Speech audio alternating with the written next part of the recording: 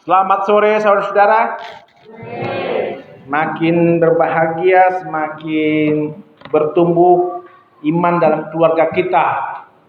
Amin ya. Nah saudara, bagaimana kita memahami tentang kehendak Tuhan dalam keluarga? Ini yang paling penting kita bersama-sama agar keluarga kita makin berbahagia. Karena tujuan dari keluarga, terutama dari pernikahan, itu yang pertama itu persekutuan suami istri. Persekutuan suami istri.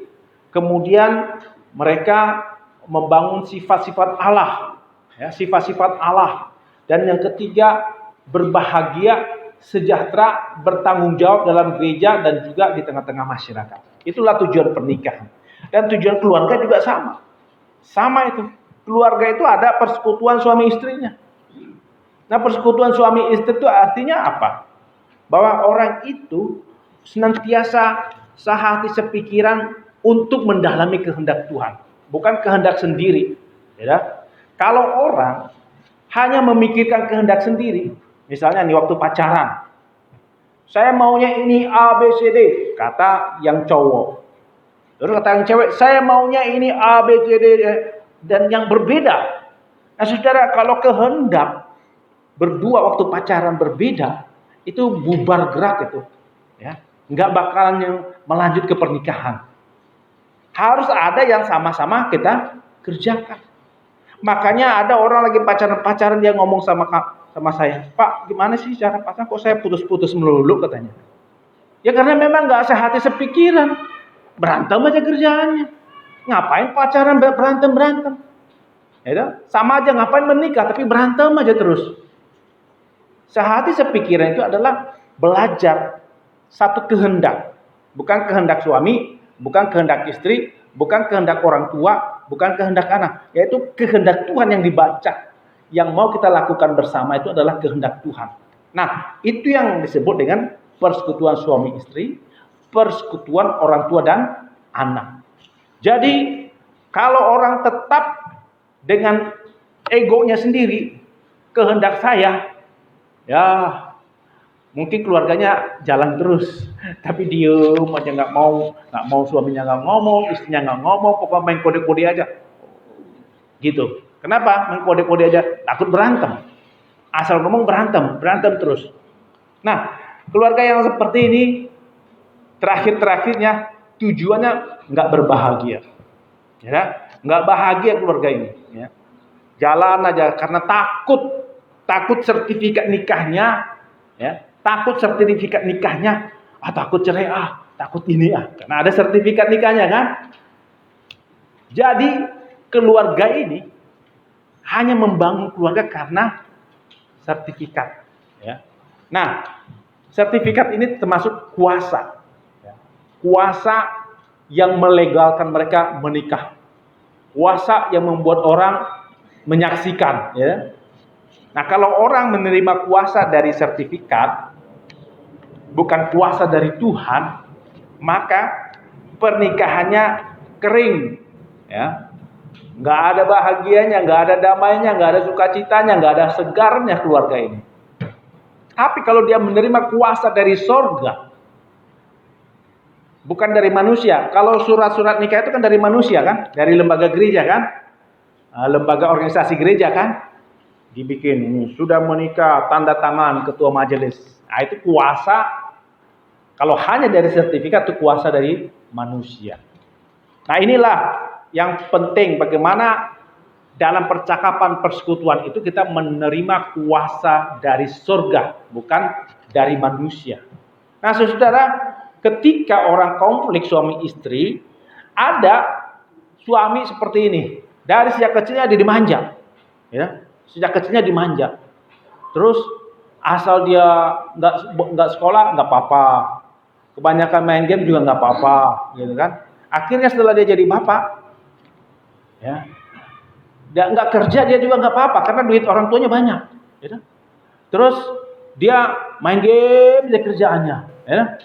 Nah, jadi nggak kerja, nggak tanggung jawab, nggak membina anaknya, pokoknya buka HP, main game, terus lihat film-film porno, apa pokoknya gitu. Terus istrinya bilang, kapan kita kasih mesranya, Pak, katanya kan. Asal mau kasih mesra, main game, buka HP. Terus istrinya nunggu di kamar aja gitu. Itu kan? Ya kapan persekutuannya? Kalau sibuk aja dengan HP-nya, dengan teman-temannya, dengan permainannya. Kapan dia bersekutunya? Nah, ini karena kemanjaan, nggak tanggung jawab, nggak mau membangun persekutuan sehati sepikiran kasih mesra. Ya, si istri juga akhirnya bilang begini. Dia nggak ngasih kasih sayang, saya cari juga kasih sayang dari cowok yang lain. Mulailah dia WA dengan cowok yang lain. Ya, sayangku lewat WA-nya. Nah, saudara, ketika orang hanya ikut kehendaknya sendiri, keinginannya sendiri, tidak membicarakan, tidak peduli dengan keinginan istrinya, suaminya, maka mau cari jalan sendiri. Dan akhir-akhirnya si suami jadi marah kan, kamu WA sama dia ya, wow, pas kamu saya pecat katanya. Wah, akhirnya si suami bilang, ayo ke pengadilan, ke cerai. Saudara, itulah akibatnya kehendak sendiri. Makanya persekutuan suami istri, persekutuan orang tua dengan anak itu adalah belajar bukan meminta atau mengutamakan kehendak sendiri. Kosongkan diri kita dengan kehendak sendiri. Maka kehendak Tuhan itu apa sih? Kehendak Tuhan kita main game terus nggak kalau suami? Boleh nggak main game dari kerjaannya? Itu kehendak Tuhan nggak? Kalau kehendak Tuhan, main game cuma sebentar untuk hiburan aja. Tapi banyak kerjanya. Urusin itu keluarga, urusin itu anak, urusin ini. Itulah kehendak Tuhan. Benar nggak itu? Kehendak Tuhan nggak ngurusin keluarga. Kehendak Tuhan. Kehendak Tuhan nggak ngurusin ekonomi keluarga. Atau kehendak Tuhan nggak kita hanya minta uang sama orang tua. Itu kehendak Tuhan nggak? Udah dewasa, tapi nggak tanggung jawab untuk ngurusin keluarga, ekonomi keluarga. Itu nggak tanggung jawab kan? Itu bukan kehendak Tuhan, ya? Itu kehendak sendiri. Malas kerja, malas berjuang, malas begitu. Itu cuma kehendak sendiri. Dan kehendak sendiri itu pengaruhnya dari kehendak iblis biasanya. Ya? Nah, makanya orang jadi cekcok karena ya begitulah. Udah main HP nggak boleh diganggu. Begitu diganggu tahu nggak apa? Ngomongnya kasar. Terus terakhirnya main tangan. Jangan ganggu papa lagi main game. Wah, aduh. Anak ini jangan ganggu. Minta apa kamu? Masa begitu sama anaknya sendiri ketika anaknya mau bermain sama bapaknya. Pak, main dong kita, Pak, main, Pak. Sana kamu. Apa lagi serius ini mau hampir final nih gamenya. Jangan ganggu.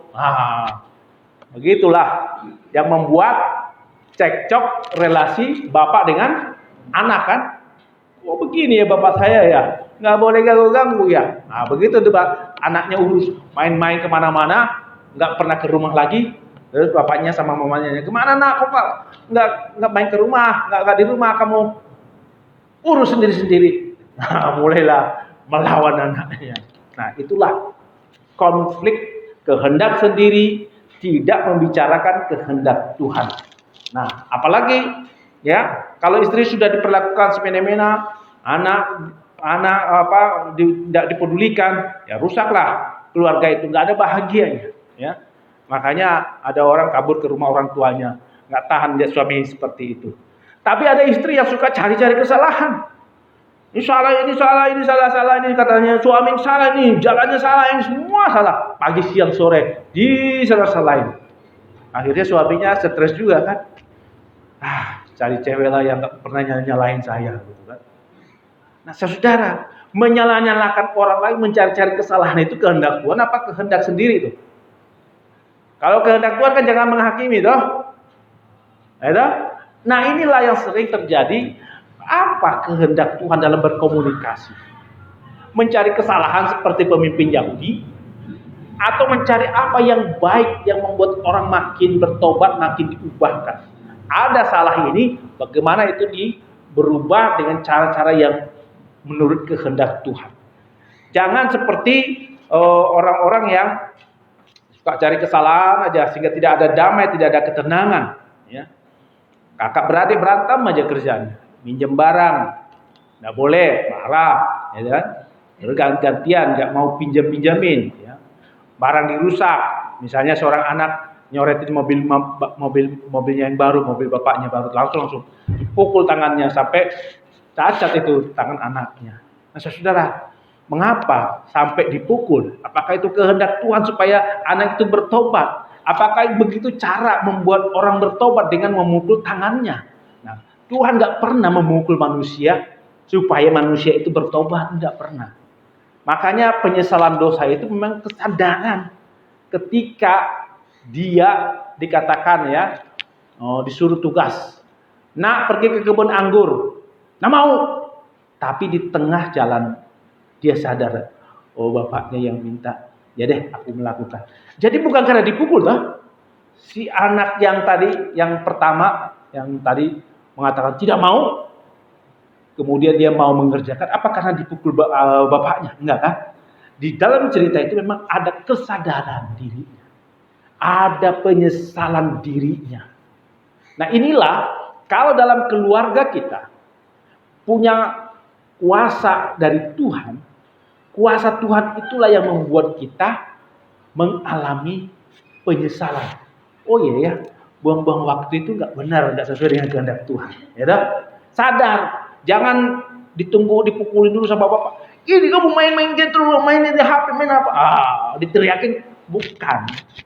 Minta kuasa Tuhan, kasih Tuhan untuk membuat aku sadar. Membuang-buang waktu, nggak bertanggung jawab itu bukan kehendak Tuhan. Makanya waktu aku suka melawan Tuhan, melawan orang tua, melawan siapa saja, ayo melayani yo, ayo, tidak mau. Ya kan? Ayo jadi penatua, tidak mau. Ayo jadi guru sekolah minggu, tidak mau. Ayo jadi ini, tidak mau. Ini orang-orang yang belum dapat kuasa dari itu Tuhan. Tapi kalau orang itu dapat kuasa dari Tuhan, begitu kuasa itu dia terima, bukan kuasa dari manusia, bukan SK pengangkatan dari guru sekolah minggu, bukan SK jadi penatua, tapi memang Tuhan yang meminta, Tuhan yang memanggil. Itu orang itu akan mengatakan, tadinya tidak mau, oh ya aku diberikan kuasa Tuhan, aku mau jadi guru sekolah minggu, aku mau jadi pengurus remaja, aku mau jadi penatua, aku mau jadi ngurusin jadi ayah yang benar, menjadi ibu yang benar. Itu kalau orang menerima kuasa dari Tuhan, kuasa dari sorga. Jangan menerima kuasa dari manusia hanya karena sertifikat, hanya karena pengakuan dari manusia. Oh kamu hebat, kamu enggak usah. Jadi Tuhan Yesus melayani, membersihkan bait suci, menyembuhkan bukan menunggu kuasa dari manusia, tapi dapat kuasa dari sorga. Demikian juga Yohanes mendapatkan kuasa dari sorga untuk melayani. Ya. Jadi jangan tunggu SK jadi penatua, SK jadi guru sekolah minggu, SK jadi pengurus, jangan tunggu-tunggu. Mulai dari sekarang aja. Dengar panggilan dari Tuhan, dengar kuasa Tuhan, latihan melayani. Nanti kalau memang dia dapat SK, bukan itu yang pentingnya, tapi hati kita dikuasai oleh Tuhan. Itu yang penting. Menjadi ayah yang baik bukan karena sertifikat nikah, tapi memang karena Tuhan yang memanggil supaya aku menjadi ayah yang bertanggung jawab, ayah yang membina anak-anak, ayah yang mengajak anak-anak untuk mendengar firman Tuhan. Kuasa dari Tuhan itulah yang menggerakkan kita. Jangan kebanyakan main game, jangan kebanyakan ngobrol sama teman-teman. Kuasa dari Tuhan membuat kita duduk bersama sebagai suami istri, ya. Kalau orang yang mendapatkan kuasa dalam Tuhan, maka hidupnya di dalam Kristus. Di dalam Kristus menurut Filipi pasal 2 tadi apa? Ada nasihat. Kalau ada nasihat, nasihatnya dalam kasih, bukan nasihatnya dalam mencaci-caci orang. Kamu sih dia jelek, kamu kok. Enggak, bukan menghakimi. Nasihat itu dalam kasih. Membangun, tidak menyinggung, tidak membuat orang merasa direndahkan. Ada nasihat, ada penghiburan, menguatkan. bukan menjatuhkan. Ada belas kasih, menolong, ya, menyelamatkan. Dan ada kasih mesra. Coba tadi yang suami main game kerjanya. Suaminya, istrinya nunggu di kamar. Kapan kasih mesranya nih, Pak? Main game melulu kerjanya. Ada nggak kasih mesra itu kalau main game kerjanya? Nongkrong di sana. Ada nggak kasih mesra? Suami istri perlu kasih mesra. Dalam Kristus ada kasih mesra.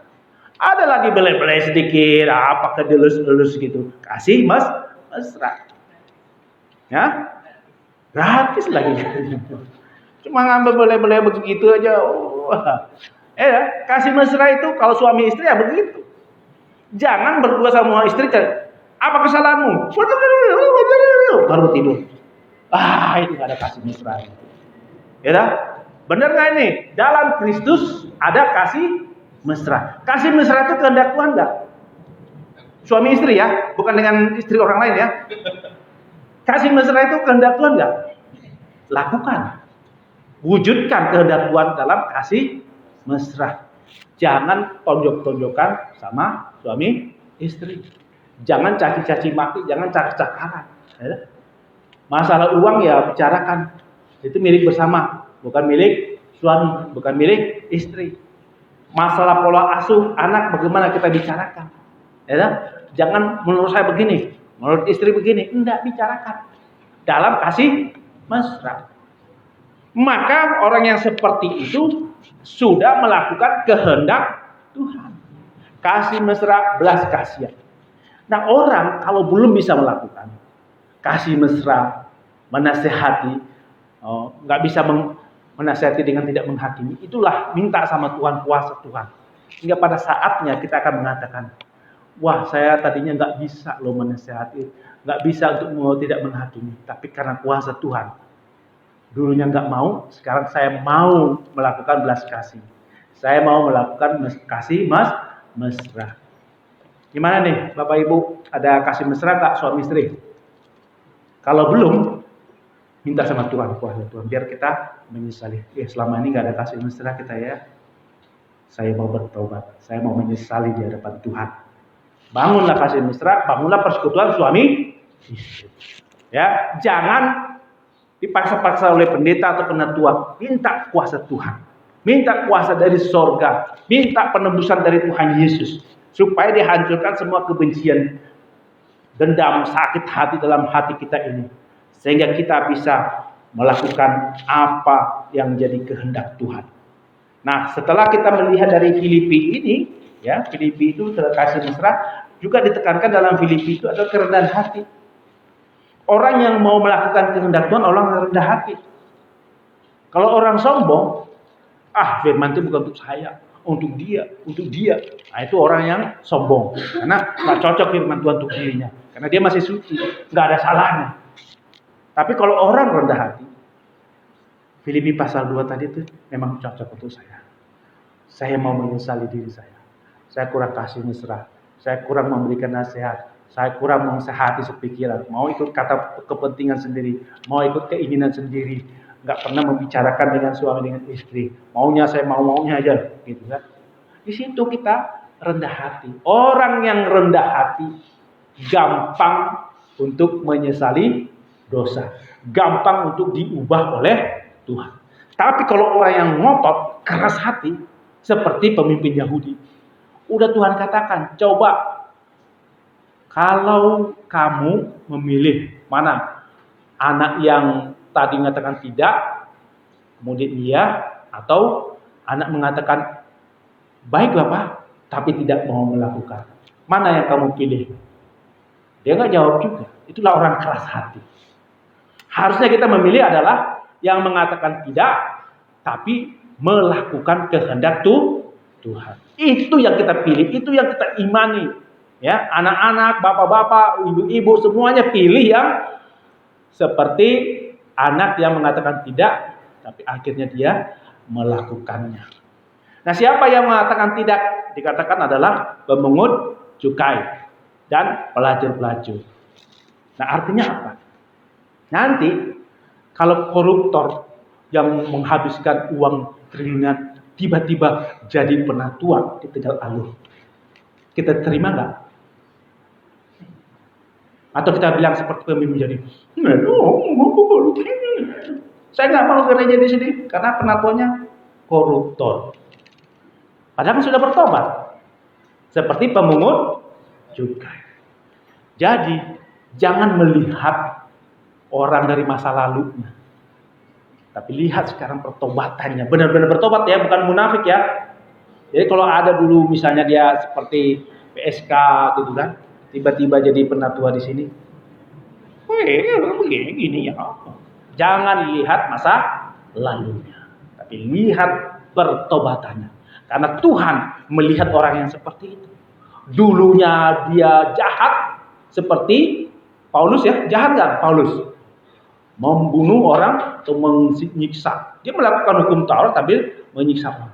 Tapi setelah dia mengalami pertobatan, Tuhan memakai dia. Ya, jadi apapun salah kita masa lalu, yang penting mau menyesali, mau diperbaharui, maka Tuhan akan memakai kita dengan kuasanya untuk menolong, untuk melayani.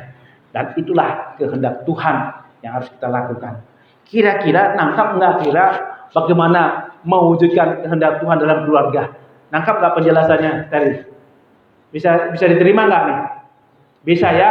Mari kita aminkan sehingga kita bisa melakukannya kehendak Tuhan dalam keluarga kita. Kita masuk dalam saat hening sejenak.